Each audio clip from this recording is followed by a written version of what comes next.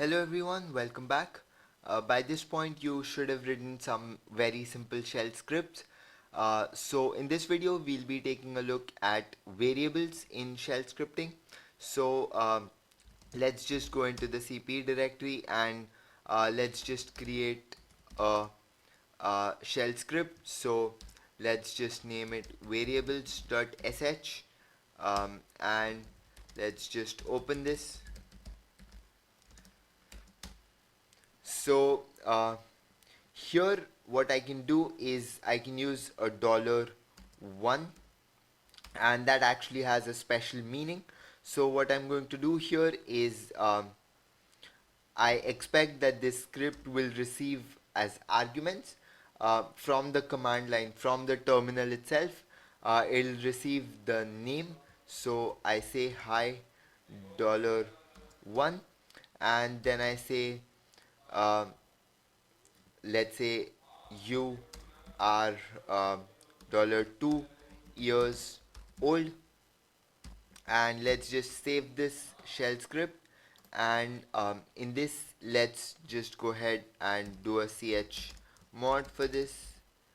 um, I need to add a 777, and now what I can do is I do /variables.sh and then I say Shreyas and then I enter my age, which is 20. So and now if I hit enter, it says hi Shreyas, you are 20 years old. And that's because this $1 right here stands for the first argument that is passed from the terminal, and the $2 stands for the second argument that's passed. So uh, I could do it again, and this time let me enter my age as 21. And if I hit enter, it says hi Shreyas, you are 21 years old. So that's about these command line arguments, the command line variables. Another thing that I can do is let's say I want to create a variable called a, and I set this to, let's say, 5, and then I can do an echo um, value value of a is, and then I use this with a again. So if I save this and I run it again, this time without any arguments, and if I hit enter, um, and the reason I got this error is the first thing I don't need the dollar here. I just need an a equals 5, and let's just run this again. So as you can see, there's still an error here which says command not found or something. The reason for that is because I've got these spaces, and I can't add spaces there. So you'll have to remember that when you write shell scripts, those are white space sensitive. So don't just add spaces anywhere you want. That'll mess up your script. So let's just run it now. And it says value of a is 5. So that's what we wanted to do. And I can change this to, let's say I change it to pi and I say 3.1415926. I think that's the value, I'm not sure.